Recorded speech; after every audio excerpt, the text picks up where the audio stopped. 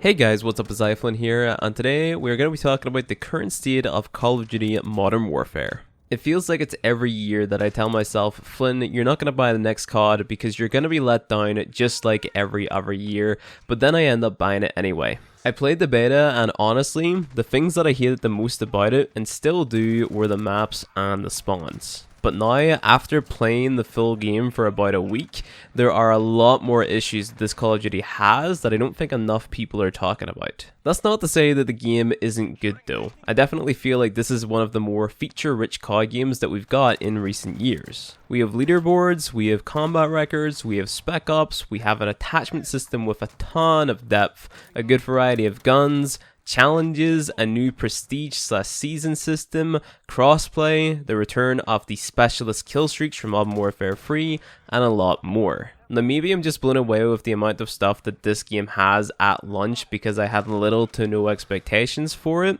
Going into it, I thought it was going to be as bare bones as possible because the game seemed to focus, or at least the marketing focused on how great the graphics were, the crossplay, and the customization. I thought that Infinity Ward were going to cut as many corners as possible to make the game as marketable as possible, if that makes any sense. But I turned out to be wrong, and the game has a decent amount of stuff in it, and that's why I'm even bothering making this video. I genuinely think that this game, if Infinity Ward play their cards right and push out the right updates and patches, it could be one of the best Call of Duties of all time. Now that is if they do that. There is no way in hell I would call it one of the best Call of Duties of all time in its current state. The game is littered with issues right now, from horrible spawns to horrible balance, and whenever I say horrible, I mean horrible. Let's address the spawns first, because this is, in my opinion, the biggest issue with the game from a gameplay perspective. The balancing issue honestly would not be a big issue if players were easily able to predict and control the spawns on every map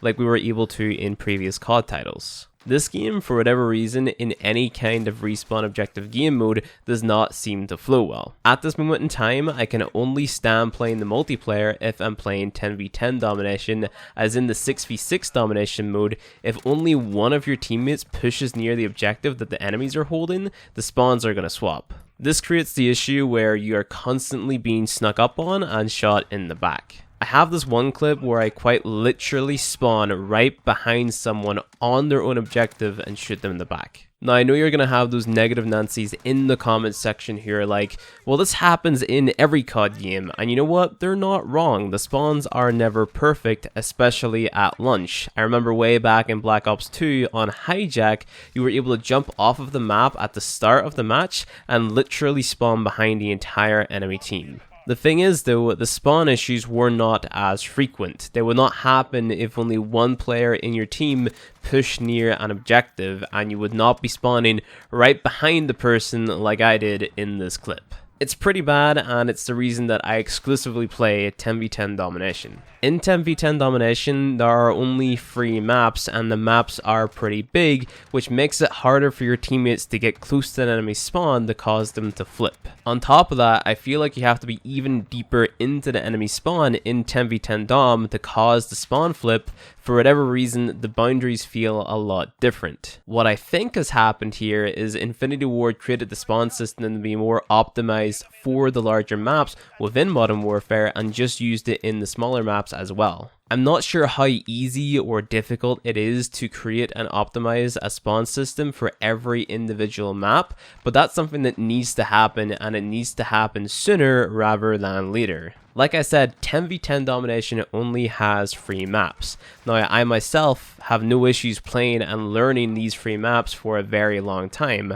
I love and have always loved Call of Duty games. The arcade-like shooting mechanics are really hard to beat, but that being said, we're not just talking about me, we're talking about the entire player base, and I don't think everyone has the same patience or tolerance with Call of Duty like I do. If you limit yourself to only playing 10v10 domination because of the bad spawns in the 6v6 respawn game modes, you're gonna get bored eventually unless you love Call of Duty. Now admittedly, I haven't touched the 32 versus 32 ground war game mode because the idea of vehicles in a Call of Duty game on top of the already insanely powerful kill streaks and lethal equipment doesn't really appeal to me. I feel like if you get into a grind war lobby and you pick up momentum early enough, you'd be able to go on a pretty long kill streak, but like I said, I haven't jumped into it enough myself to judge it or talk about it in this video. Now, if you're wondering what I meant by lethal equipment, I'm pretty much referring to claymores exclusively. I'm sure that you've heard by now, if you follow COD at all, that this COD in particular is very camper heavy.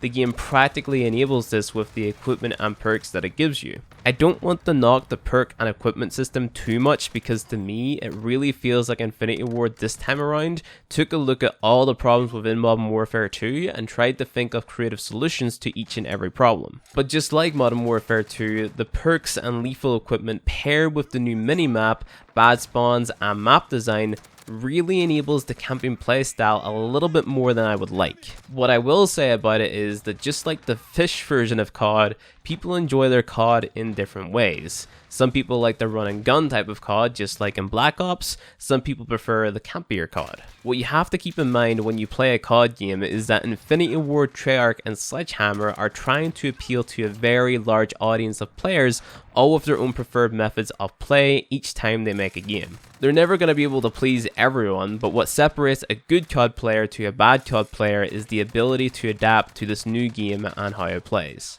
Once you learn the maps, what guns are good and effective, what perks you want to run, and what type of player you want to be, the potential of this COD starts to open up to you because every match you're looking for new and creative ways to go on your kill streak based on your own playstyle. That is until your playstyle gets shut down by something blatantly overpowered and downright annoying. Let's say, for example, you want to play as a sniper.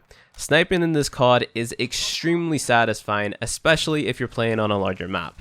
Because the maps are so huge, to balance sniping, they've give all the snipers a little glint when you aim down sights, so people, if they're paying the slightest bit of attention, can easily see you when you're aiming at them. The thing is though, one assault rifle in particular, the M4A1, can literally outgun any sniper in the game. If someone with the M4A1 sees your glint, they aim down sights, hold down left click, you're dead. No questions asked. I've done it many times myself to people trying to snipe me and just tell myself there is no way I should have got that kill that quickly at that range. The M4A1 needs a range nerf, and again, it needs it sooner rather than later. It outguns pretty much every weapon in the game. On top of that, we have an extremely annoying shotgun with insane range called the 725.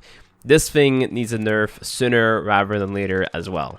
When the majority of your player base is only using the same one or two weapons, that should obviously be a cause of concern for you as a game developer. I still to this day don't understand how every studio that works on COD manages to introduce at least one or two blatantly overpowered weapons into their game each year. It significantly reduces the fun factor of the game because trying to play a certain way only to be shut down by someone using a broken weapon just kills the enjoyment for me as a player. Things like claymores aren't as frustrating to me because there are ways in-game to counter claymores, such as the perk that allows you to hack them or, just entering a building in a different way.